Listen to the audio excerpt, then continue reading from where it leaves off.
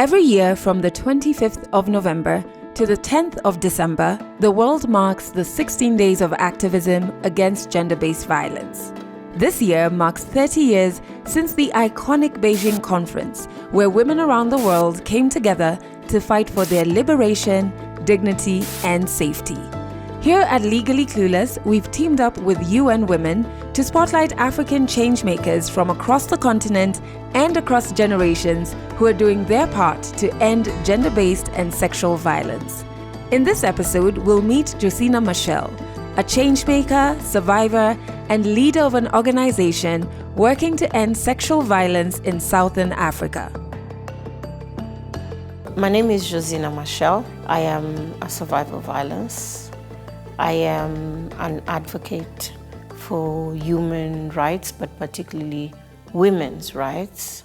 I'm a founder of Kuhluka movement, which is a non-profit organization that focuses primarily on advocating for the rights and the needs of survivors, victims and survivors of violence. In general, I work in social entrepreneurship area, and I sit on a number of boards, hoping that that brings the necessary change and transformation in the lives of women. I was born in a family of people, from parents that had dedicated their lives to the well-being, to the independence of Mozambique and the peoples of Africa. And I thought there was their battle. Sometime after my father was assassinated, my mother, who's a humanitarian and a woman's force on her own right, married then my stepfather. And I always looked at life and my contribution as something quite small, as a researcher, promoting issues around HIV and so on. Little did I know that the universe had a cause of its own that I would embrace. In 2015, October 2015, I was in a car with my then partner, and we disagreed on a particular issue, and all of a sudden he stops the car and he starts beating me. He beat me so severely that I lost my right eye right there and then, and with complete impossibility of recovering because the damage was so severe. But what led me to stand here and to raise my voice and to speak up wasn't actually the abuse itself, which in itself is a crime, which in itself is against women's and human rights. But what led me to that was the experience that I went through. So you would imagine, or anyone would think, that being the daughter of Samara Machel, of Graça Machel, being the stepdaughter of Nelson Mandela, I would have had a smooth journey into reporting, into getting the case into the criminal justice system, and ultimately getting justice. My abuser took me, for example, to a public hospital. And in the public hospital, I got very little attention of what was necessary. Eventually, while I was in the hospital for 4.5 hours and asking for assistance and so on, I then reported, because the doctors called the police as well when I told them that I'd been abused, I had been beaten up. So I reported to the police. The first 2 weeks after that, we were focused on trying to recover the eyesight and operating and so on. So when I come back to Mozambique, I decide to reach the criminal justice system and actually start a process against my abuser. So that's where this journey starts, because I then realized that all my documentation had disappeared in the hospital. There was no evidence that Josina had been in a hospital for 4 hours. We also went to the police, and there was no evidence that I had reported to a policeman at that time. Worse than that, when I had to go up and down many times. In total, I must have visited that hospital 8 times trying to get a simple report about having been there. And they kept on saying, no, we have nothing. Eventually, they gave me a paper and said, oh, she was here and she was agitated. And I said, no. You need to write why I was agitated, or perhaps give a better description of what it is. I was bleeding, perhaps tell me where I was bleeding, and so on and so forth. But that process took weeks. Engaging with the police and getting a document as well took weeks, but it meant at certain points that I had to go to the hospital twice, because they would say, come tomorrow at 9 o'clock. And then when I'm there at 9, they say, no, it's not done, come at 3. So I would have to go back. That clicked for me and opened a completely different door or way of looking at life, because I said, if I have the ability and I have the support to be doing this and to go up and down day in and day out, and it's still difficult, then what happens to the millions of women in this country, in this continent, that actually don't have that ability? How do you get into public transport, drive 30 minutes or more to go to the hospital, get refused or not get assistance there, and told to come back 6 hours later or the following day? How many women can do that? And we have to think that it's 3 institutions that you engage in this process. It's perhaps the police, it's the medical fraternity, and it's the criminal justice system. How many employees will allow a woman to time and time again say, sorry, I have to go, I can't be in at this time because I have to go to the police, or I have to go to the courts because of my documents? And I thought to myself, something needs to be done. Something needs to change. The narrative has to change. There has to be a lot more consciousness about the issue of gender-based violence, awareness of the costs to the human being, to the person that is abused, to the family, to the support unit, to the workplace, and so on, and eventually to society. I started my legal process. I took my abuser to court immediately in 2015. I only had managed to get my day in court in 2017, because it was, documents, they were disappearing, unreasonable demands that were put on me and on the team to get there, and to frustrate the process. So 2 years later, my abuser was sentenced to 4 years and 3 months. The abuser appealed. And in 2020, the appeal court gave a reason to my abuser, so I lost the case. The sentence was reversed on the basis that I had been abused and there were no witnesses. So there was no one to come as a witness, which is a bit strange, because the very definition of gender-based violence and violence against women is that it happens in private spaces. So how they got to that sentence, I don't know. And the second issue was also what had been disputed, of whether I'd lost my eye really because of a fist, or I had fallen, as he had spoken, I had fallen and tripped and something poked my eye. So they gave credence to the second one.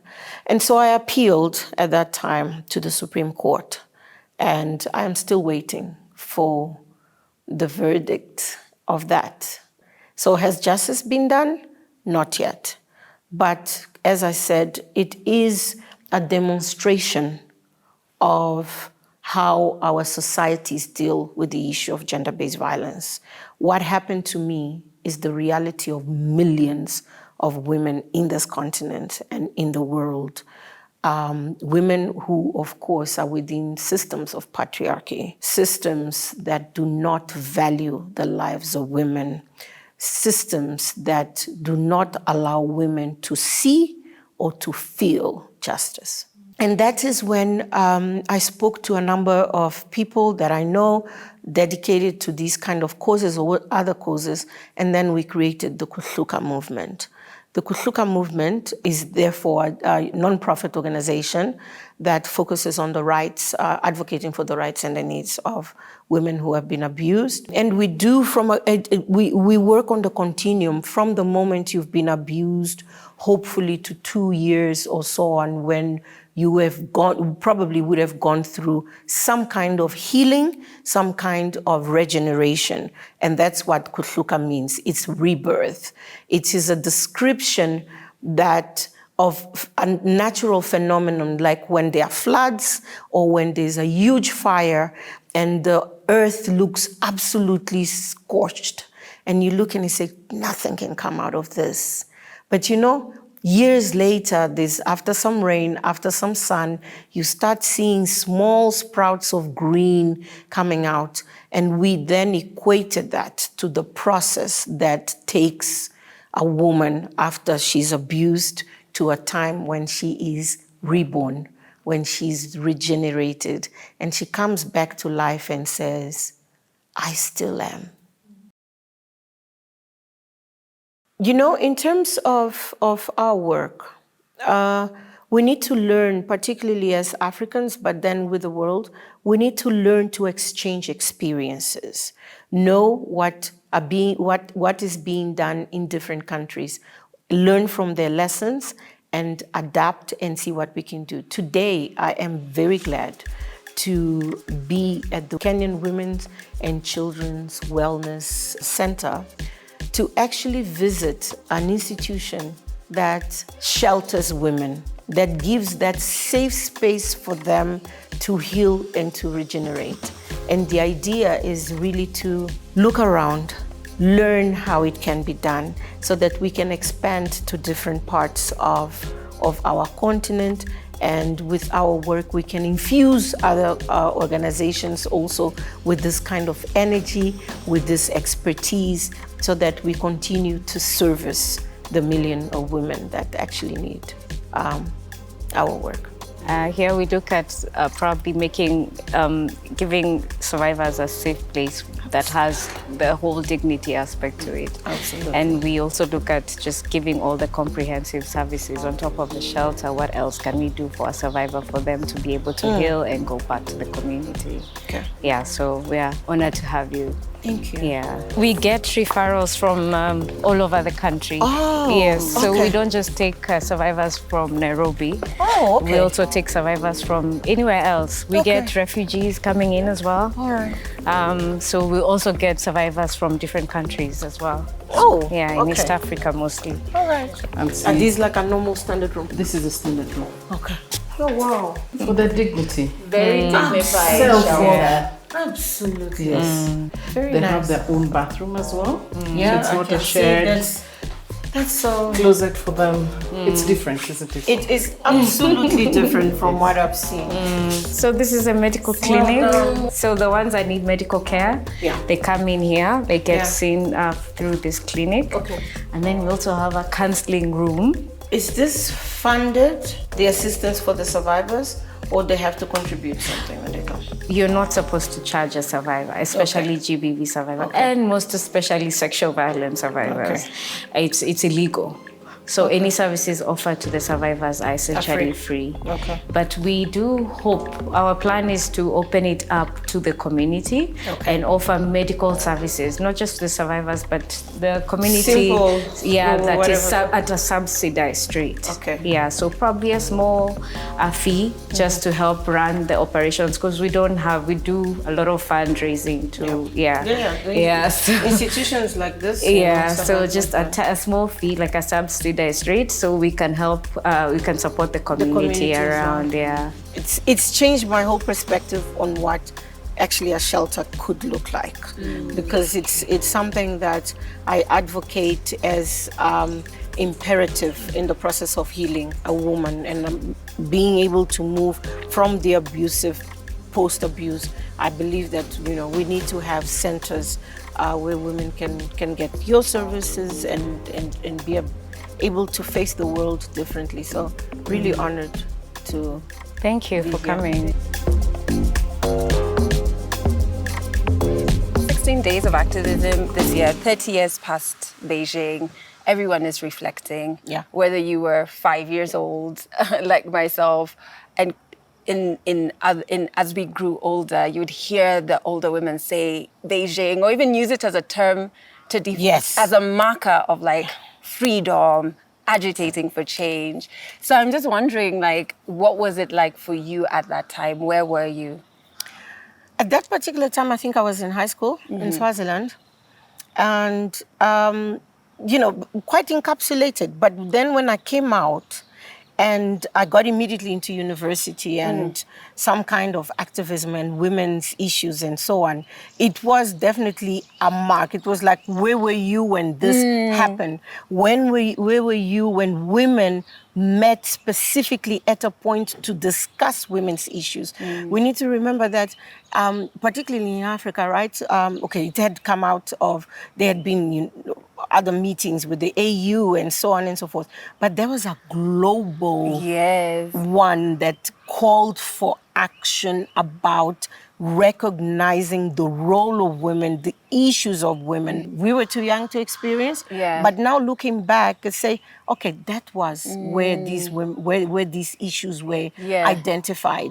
I mean, there were issues from education to business to human rights to everything that was women's agency, exactly. And I think it was the beginning of revolution. In fact, it was the women's revolution. The point now is for us to know that we are the agenda. It's not even to say we need to be in the center of agendas. Women are the agenda. They are determinant to the agenda, because leaving women behind is really sabotaging the development of countries, of regions, of continents, and of the world.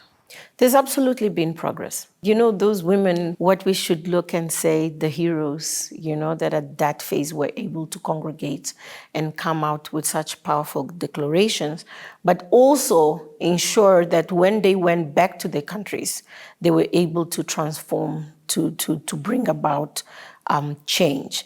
Look, we need to agree that access to education has increased. Access to health, perhaps not as much as we would say, but when we look at entrepreneurship, women in business, women in engineering, there's been, and even the role of women in political spaces, it is there. It still needs to change, but that comes as a result of what happened in the 30 years. If we look particularly in the area of women's abuse, most countries have some kind of legislation, some very defective, it's just really paper, but there are others that have proper legislation around gender-based violence. The issue is that we haven't been able to transform that into actual implementation. That's the challenge. That's what we need to, as communities and as societies, is to rally ourselves all around so that there is implementation of it. There is training of police to be able to handle and to know how to deal with victims and survivors, to know how to do the reporting better. Because if it's not reported correctly at the police station, then what are we expecting when it gets to court? So for me, the challenge is what we do next. But absolutely recognizing, just the fact that I'm sitting here and I'm talking about from a perspective of a victim and survivor. A few years ago, it was still a hush. Yes, there was. Of course, there was abuse, but it was still very much taken care in private spaces. No, now we walk around, we speak about it, we are educating our children, but we need to look at solidarity. We need to ensure that all of us make our governments actually accountable and take responsibility over what happens to half of the population in most of the countries, right? And of course, is demystifying the whole issue and dealing with masculinity, and not dealing with our men, our uncles, and our children as the other. When I started as an activist, I absolutely looked and was like, the bad guys. No. Unfortunately, they're part of us. We raise them. They are our brothers. And so we need to make sure that we engage communities in its totality so that there is change. And I normally say, well, you know what? Many people say, oh, no, this is not my problem. This doesn't touch me. Well, unfortunately, it's a ripple effect. If it's not directly, it will affect you indirectly. And if you don't take action, you run the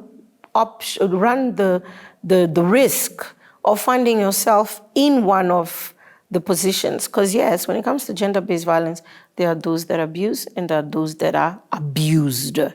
There is a third leg of those that say, well, I'm in the middle of I'm in the fence. I don't actually have to take position. Well, in my way of being, in my way of looking at things, if you're on the fence, you're on the side of the perpetrator because you're not stopping it. And so we need to look at us and say, this is perhaps an issue that we all have to look as Africans in particular, in the world, and say, well, we need to look at GBV as perhaps the new frontier of humanity. We need to stop this war, and we need to actively take a position on where we stand in this war against women.